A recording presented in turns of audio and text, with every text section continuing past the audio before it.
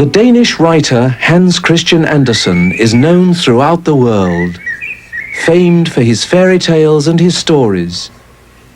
Among them, the wonderfully strange account of his own life is perhaps the most beautiful fairy tale of all. In his own words, "First you go through terrible suffering, and then you become famous." The story of a life that has become a national myth. And what does the myth say? In 1805, in a poor little room in Odense, there lived a newly married couple who were extremely fond of each other. The myth says it was here. From 1807, the family lived here in Munkemøllerstræde. The mother, a washerwoman. The father, a shoemaker, and their son, Hans Christian. One single little room, almost completely taken up by the shoemaker's bench, the bed and the couch where I slept, was my childhood home. The little room seemed big and rich to me. I was an only child and was very much spoiled. I lived like the son of a count, said my mother. Hans Christian was a quiet child who kept away from the street and the other children. He sewed dolls' clothes or sat outside in the yard for hours with his toy theatre and the toys his father had made. Or he went with his mother down to the Odense River, where he hid among the dock leaves and gave his imagination free rein.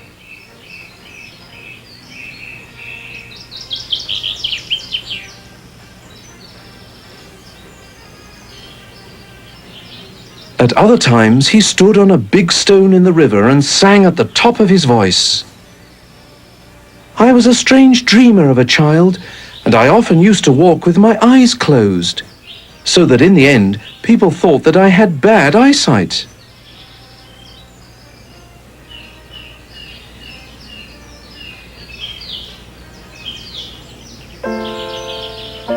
In 1987, 100 years or so after his death, a sensational new hypothesis about Hans Christian Andersen went round the world press. Hans Christian Andersen was not born in Odense, and certainly not here. He was an adopted child, born in a manor house on Fyn. And his real parents came from among the highest circles in the country.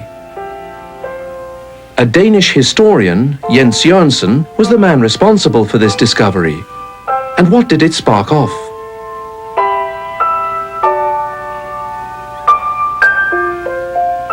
If we keep to Hans Christian Andersen's description of his own life, then there are in Danish two main sources. One is the book he wrote in 1855, which has been given the title The Fairy Tale of My Life. That's one thing. The other thing that I think was exciting was that already in 1832, Hans Christian Andersen had written a book that was later given the title The Autobiography. He handed this over to his friends, the Collin family, with the comment that it was not to be published while he was still alive. If we place the two books side by side, we soon realize that in the autobiography, which was not to be published in his lifetime, there is a wealth of information on names, persons, and experiences that points very much in the direction of an affinity with the royal family. The classic Andersen myth is based on one particular fact, a parish register in which Hans Christian's name appears, stating that he was born on the 2nd of April 1805 at 1 o'clock at night. His parents were married in St. Knud's Church, Odense, and lived in the parish. Yet the parish register containing Hans Christian's name belongs to the church in St. Hans Parish, where they never lived. It's interesting to note, too, that St. Hans Parish is also the parish for Odense Castle, where Prince Cristian lived, the prince who later became Cristian VIII. Hans Christian's mother, was in fact none other than the Countess Elisa Ahlefeldt-Laurvig. This is Jens Jørgensen's theory. Countess Elisa was only 16 years old in 1805, the year of Hans Christian's birth. She was the daughter of Louise Charlotte and Frederick Ahlefeldt-Laurvig from Tranekær on the island of Langeland. She was beautiful and headstrong and had enjoyed a free upbringing. Contemporary rumor spoke of an erotic liaison between Countess Elisa and the 18-year-old Prince Cristian, heir to the Danish throne. There was talk of a secret marriage and of a child being placed with strangers. Through his close friendship with Elisa's father, Prince Cristian was, as we know, very attached to Tranekær. So the young Hans Christian went to school, where, even though the discipline of the time demanded mechanical swatting and a whipping if you didn't know your lessons, no one laid a hand on him. In The Fairy Tale of My Life, Hans Christian describes his schoolmarm as follows. "The schoolmarm didn't dare to hit me. My mother had made that an express condition when she put me to school. So when I too was one day given a blow with the tawse, I stood up at once, took my book, and without more ado I went home to mother. I demanded to go to another school, and so I did." It comes as a surprise that the boy was sent to school before compulsory education was introduced into Denmark in 1814. Who paid those fees? The poor shoemaker? It's hardly likely. In 1819, Hans Christian was prepared for confirmation into the church. In the autobiography he wrote, "Those who were to be confirmed in St. Knud's Church could go either to the curate, the Reverend Wiberg, or to Archdeacon Tietens. But only the pupils from the grammar school and girls of high birth went to the Archdeacon. So his children always stood first in the church. To get above the curate's candidates, I went to the Archdeacon, and I was thus the only one who stood together with the grammar school pupils. Tietens had no choice but to take me." I have to admit that for a long time I couldn't understand this, until, that is, I found a poem that had been published in a West Zealand newspaper of the time, entitled "To My Benefactor, Archdeacon Gutfeldt," a man who had died in 1823. I wondered who this Gutfeldt was, and discovered that from 1800 to 1811 he had been rector of Fredensborg Castle Church, north of Copenhagen. A more royal position it's hard to imagine. From 1811 until his death in 1823, he was archdeacon at Holmens Church in Copenhagen. Again, it's hard to imagine a more royal appointment. At one point, Gutfeldt informs Tietens, Archdeacon of Odense at the time, that if a boy should turn up calling himself Hans Christian Andersen and claiming that his mother is a washerwoman, he should do whatever the boy asks. And that's in fact what happened.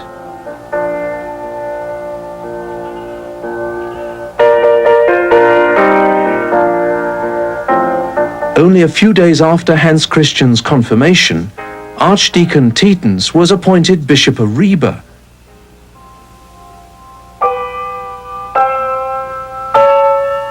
In some mysterious way, Hans Christian gradually found himself mixing with the leading families of Odense.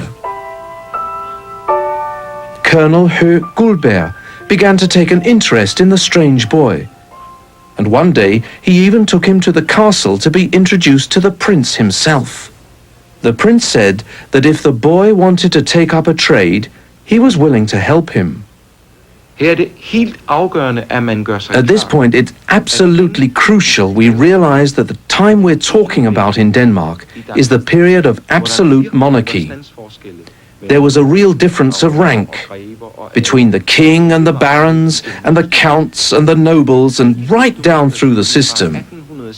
And yet, from 1816 to 1819, we note that Odense Castle becomes the young Hans Christian's playground, and that he gives his playmate the nickname Prince Fritz.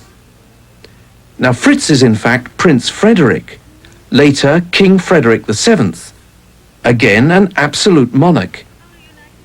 How can we explain this if we stick to the classic myth of the poor Odense boy?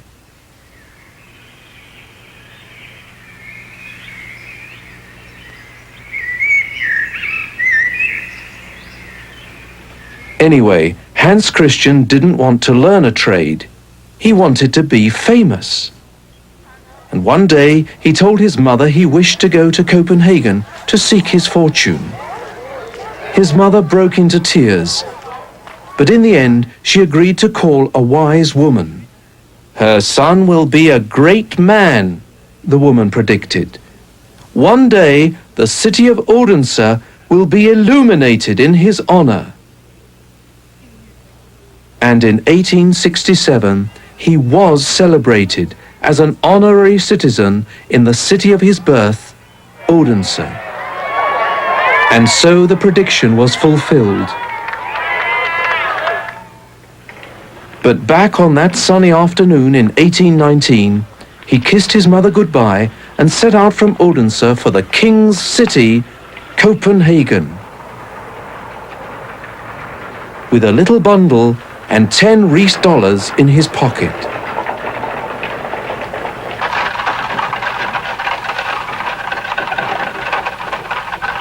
As it turned out, in the capital all the doors of the finest people miraculously opened to him. But first, he had to go through terrible suffering.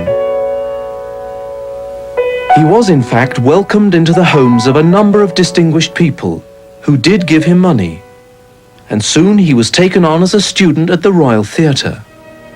But he was a failure. He was simply no good.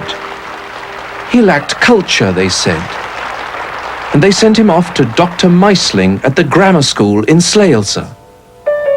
Andersen spent a miserable time there, suffering endless humiliations. But when deliverance came, he returned to Copenhagen and was received into the highest circles again.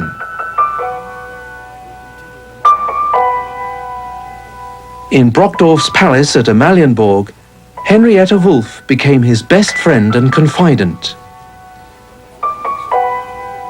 The city palaces had opened up for him. Now it was the turn of the country manors. Everywhere among the landed gentry, the doors were open and a room made ready for him.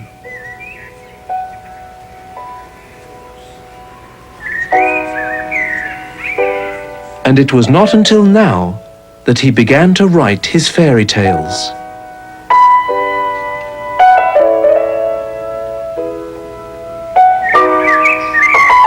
He became famous abroad.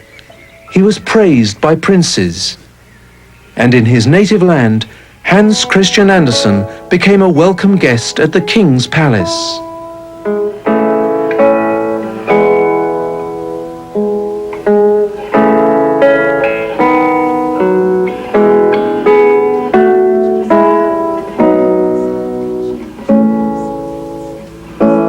The swamp plant from the deep, he had called himself.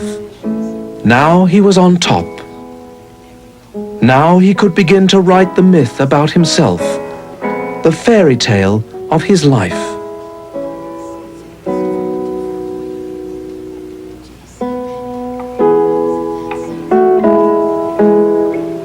The story of my life will tell the world what it tells me. There is a loving God who guides everything for the best. But was it God alone?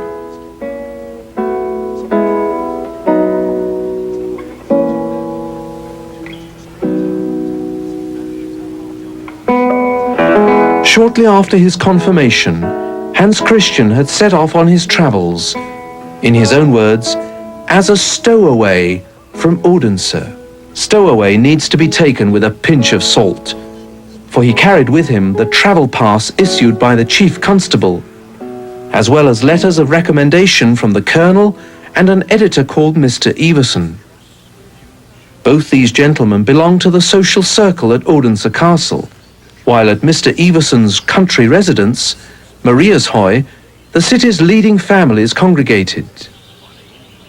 On Monday morning, the 5th of September 1819, I saw Copenhagen for the first time. At Frederiksberg, when I first saw the towers that I so longed for, I broke into tears and felt that I had no one left except God in heaven. My first trip in the city was to the theatre. I walked around it several times and regarded the whole building as a home that had not yet opened up to me. Hans Christian wanted to be a ballet dancer, and already the following day he visited the dancer Miss Schall, presented his letter of recommendation, and began to dance. She thought he was mad and had him shown out. Giuseppe Siboni, leader of the Royal Theatre's singing school, told him that he'd never make a singer either, because his voice had broken. Without hope, and soon without money or a roof over his head, he found himself standing out in the street. He was no good. And yet, later, he did manage to get into the Royal Theatre, where he remained for 3 years, though without getting any parts worth mentioning, without a contract, without pay. And yet he still maintained a perfectly normal way of life for a young man in Copenhagen. How could this happen?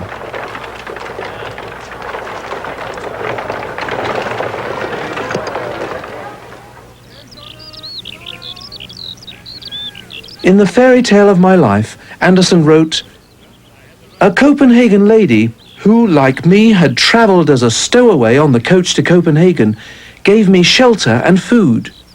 Who was this lady? Let's return to that afternoon in Odense, when Hans Christian boarded the postcoach as a stowaway. The lady in question was a Mrs. Hermansen. She was carrying letters of introduction, so her presence was not a coincidence. We also know for certain that she was employed at Odense Castle as a nurse for Prince Ferdinand. She remained in Copenhagen for 6 months and ensured that Hans Christian received private tutors in a number of subjects. One of his teachers was the professor appointed by the royal family to educate the royal children. But while he was paid for teaching the others, he received nothing for teaching Hans Christian. Mrs. Hermansen also intervened in a number of other areas, so she can hardly be called a stowaway.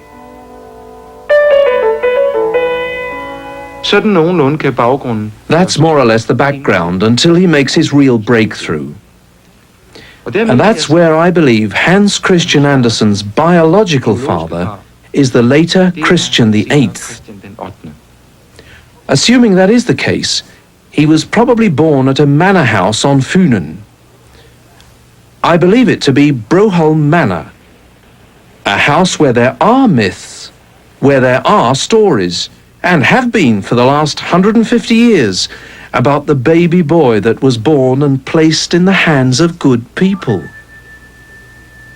And an addition to the myth is that the boy's father later became Christian VIII.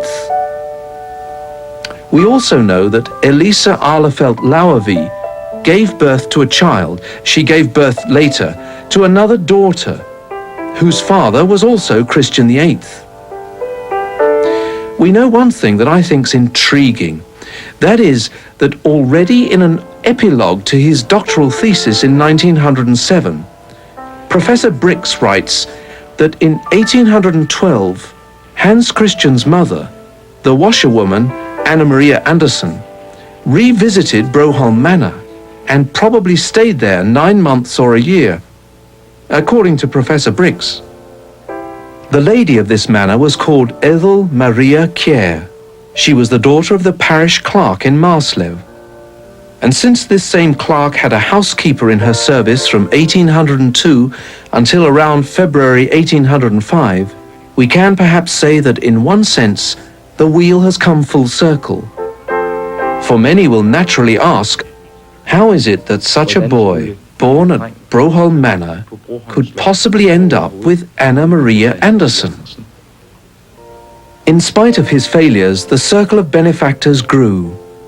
Several of them, such as the composer C.F. Weiser, collected money for him. The still very young Hans Christian was a regular visitor at Bakkerhuset, the home of Professor Rabeck and his wife Kammer. Here the great minds of the time met in a sort of literary salon.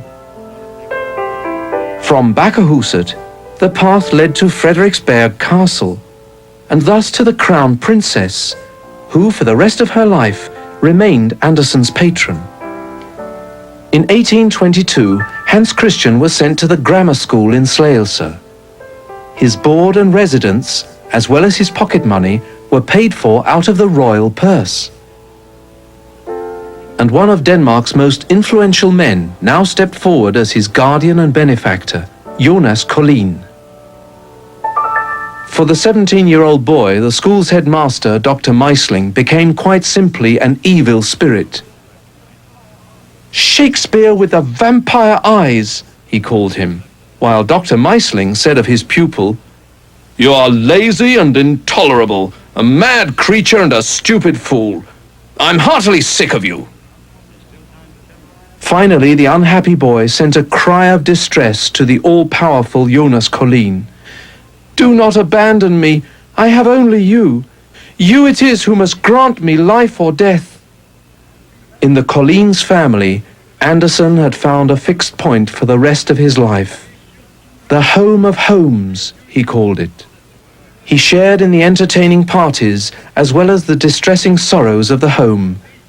And with Edward, the son of the family, here seen together with his wife Henrietta, he maintained a lasting friendship through thick and thin.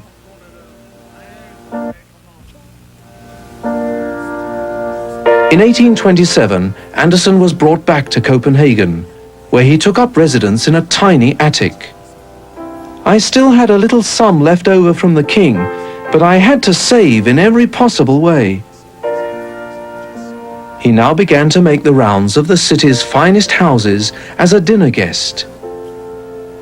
At Commander Wolf's at Amalienborg on Monday, at Privy Councillor Collin's on Tuesday, Councillor Olsen's on Wednesday, Councillor Ørsted's on Thursday, Mrs. Muffelman's on Friday, and Stuart Balling's on Saturday. Sunday I kept free, as I'm always being invited out. Again we see the same pattern. Without more ado, the young man is welcomed into the leading families of Copenhagen. The 1830s saw him beginning to do the rounds of the Danish manor houses, a progress which lasted right up until his death. I met up with what are regarded as the first families in the land, kind and cordial people, who took me into their circle and allowed me in their rich summer life to share in their happiness. There I could freely give myself over to nature, to woodland solitude, and the life of the manor. Here I wrote most of my fairy tales. The first circle opened up to him on Funen. In the summer life of the Funen manors, I found the friendliest of welcomes, the coziest of homes, and on my quiet wanderings here, I probably learned more reflective wisdom than the school could ever give me. In 1836, he was at Lukasholm on Funen. "Here I stayed a whole 3 weeks," he writes to Henrietta Wolf. "But you must also remember that life is very pleasant here, that there are big rooms to walk around in, and I do not feel happy until I am in big rooms." During his stay, he did this drawing of Lukasholm. And from Lukasholm, he was invited by the Count to nearby Glorup. "It is a stay very much to my taste," he wrote, again to Henrietta Wolf. "The Count is extremely charming.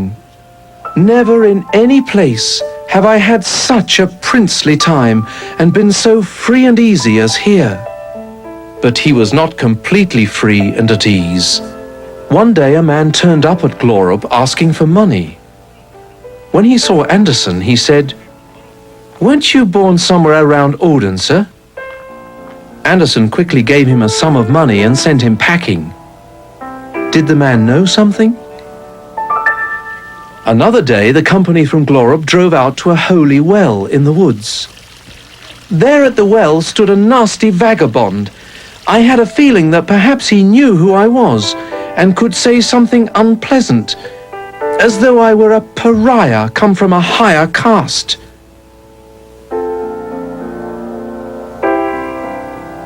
In 1842, Andersen was invited to spend a holiday at Gisselfeld on South Zealand, the home of Count and Countess Daneskjöld Samsø.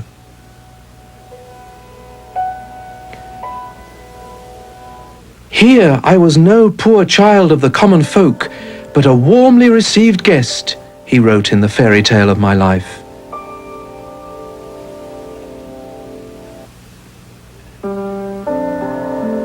And in his journal we find, "I have the room on the right as you drive out of the gate, light and comfortable. I'm happy with this cozy home."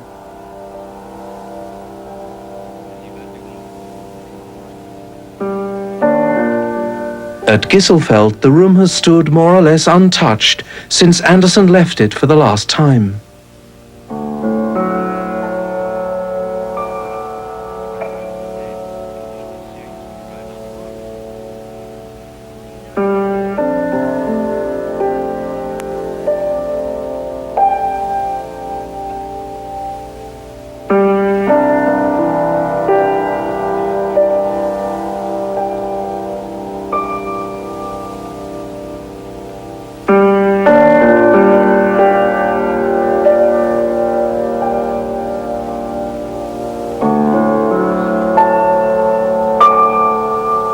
It was probably here that a few days after Andersen's arrival, the Count informed him that the Copenhagen audience had booed the previous night's premiere of Andersen's The Bird in the Pear Tree. In his journal for the same day, Andersen wrote, "Against my will I became disheartened and wandered around in the woods and the fields, feeling ill at ease. I got the idea for The Story of a Duck. That helped my spirits a little." That was on the 5th of July. 3 weeks later, we find the laconic words, "Started on the Signet." Perhaps it helped the writer that in the middle of it all, on the 15th of July, he received in the post a brilliant ring from the king. A year or so later, the Signet was finished. At the last moment, the story was given another title, The Ugly Duckling. And what is it all about? Hans Christian Andersen knew who he was, or at any rate who his father was. At what point he found out, we don't know for sure. But I would say, even though I'm a historian encroaching on the literary domain, that by the time he wrote The Ugly Duckling in 1843, he certainly knew who his biological father was.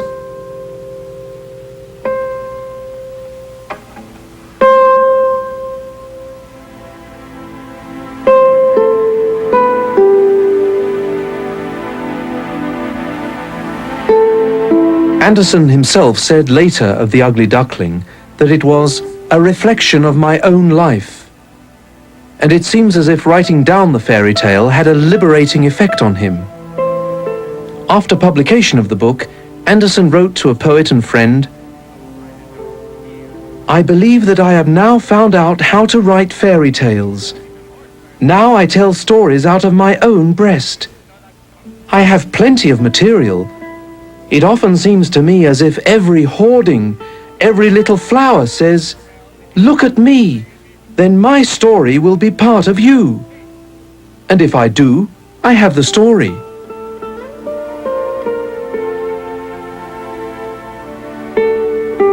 And straight ahead, out of the thicket, came 3 beautiful white swans, ruffling their feathers and floating so lightly on the water.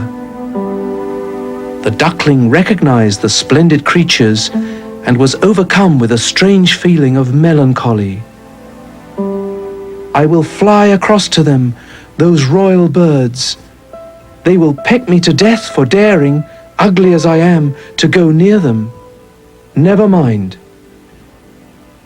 Yes, kill me, cried the poor creature, and bowed his head to the water, awaiting death. But what did he see there in the clear stream? It was a reflection of himself that he saw in front of him, but no longer a clumsy, greyish bird, ugly and unattractive. No, he was himself, a swan. It doesn't matter about being born in a duckyard, as long as you are hatched from a swan's egg.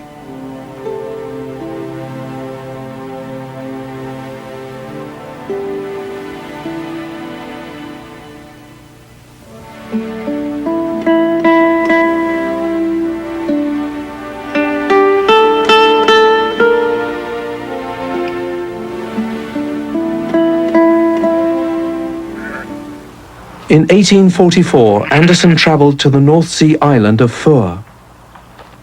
It was now 25 years since he had left Odense, and that 25th anniversary was to be celebrated, he wrote. I was to be together with my king and queen, whom I am faithfully attached to, whom I have had the opportunity to get to know so well, and for that very reason to love with all my soul.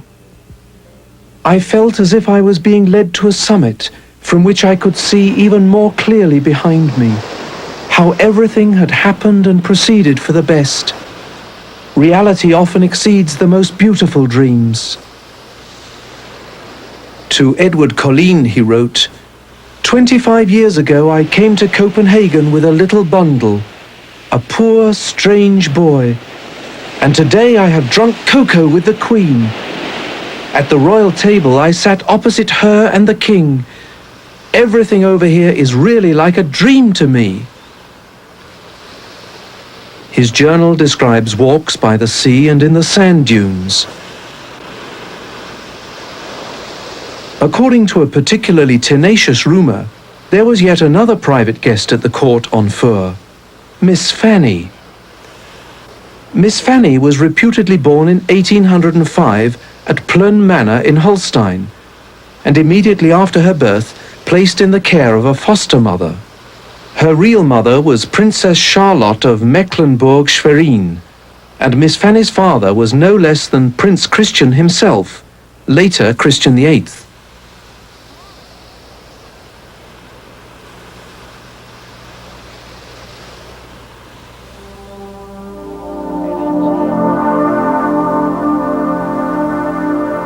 King Cristian VIII died in January 1848.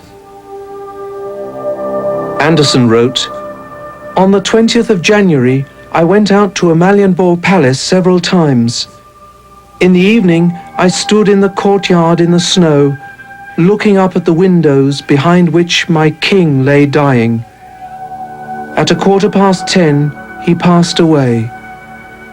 I went home and cried deeply and intensely for him whom I loved so ineffably and whom I now had lost. A few pages further on in the fairy tale of my life, we find this interesting addition.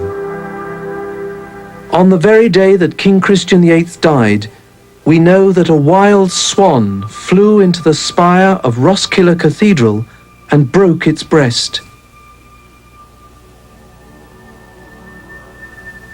It is astonishing how doors opened for Hans Christian Andersen, especially during his youth. Because the fact is, he was welcomed before he became famous. When, in his later years, he began to visit Friesenborg Manor, it is much less remarkable. Now he is a European celebrity. And now it is just as much the leading families who bask in the reflected glory.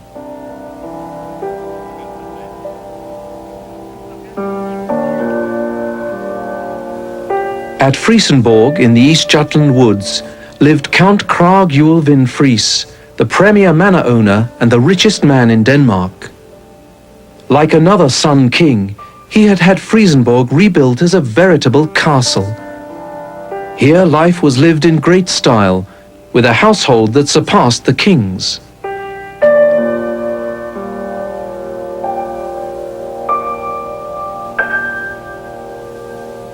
Andersen wrote, "Came to Friesenborg Monday evening.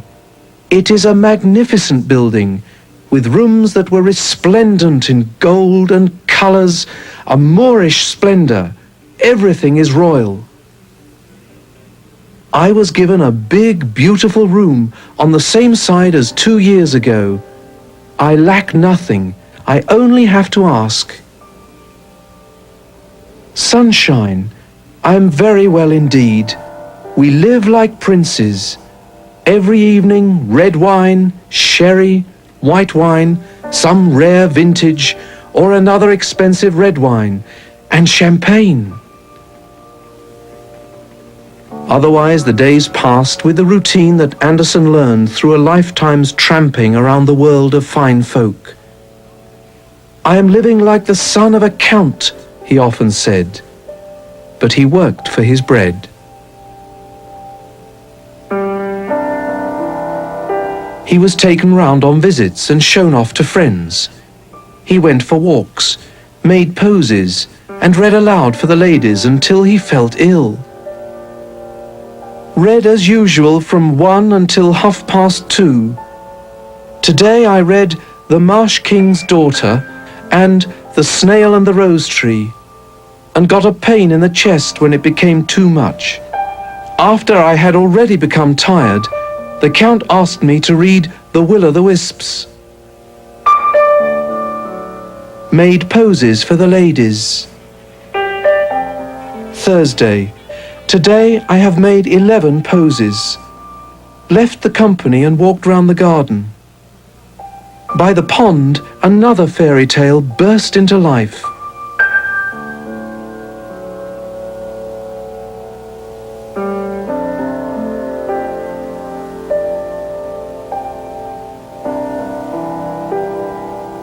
Walked alone in the avenues outside the garden. Monday. Read aloud far too long. Walked deep into the woods. And he had himself photographed. Wednesday, in spite of a chest cold, sat on the staircase to be photographed. Got some 30 photographs of myself. Since the 1830s, Andersen had been almost constantly on the move. Now he was tired. In 1874, he was at Bregentveld on South Zealand. Here he wrote, "No fairy tales come to me anymore. In the wood under the old oak trees, I am reminded that the old oak tree has told me its last dream a long time ago. I get no new fresh impulses, and that is sad." In the last years of his life, Hans Christian Andersen lived here at number 18 Nyhavn in Copenhagen.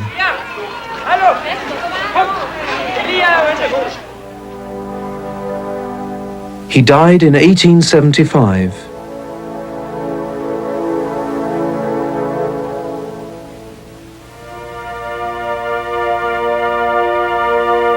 He lies buried here in Assistens churchyard in Copenhagen.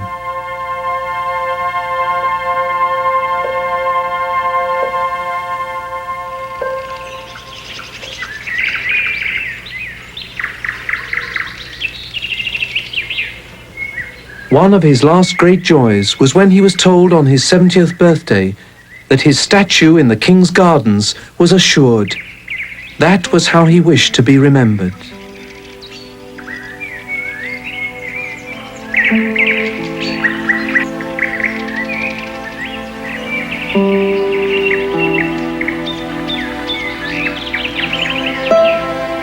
Another statue stands in Odense. Andersen on his travels. Andersen as an observer. "To travel is to live," he once said. No other European writer of his time travelled more than he did, and his travel journals are still read to this day. But it is as the writer of fairy tales that Hans Christian Andersen is remembered throughout the world. He wrote about what he had seen and experienced. His material was his own life.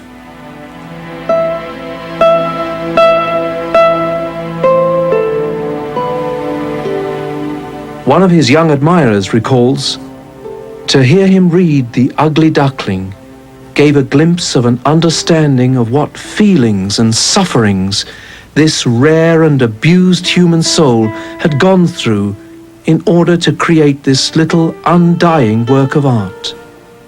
He was a man who had done battle to the last, and he was for us an eminent and a distinctive spirit as he sat there in his chair, his wonderful head bowed over the book, the words of which he knew by heart."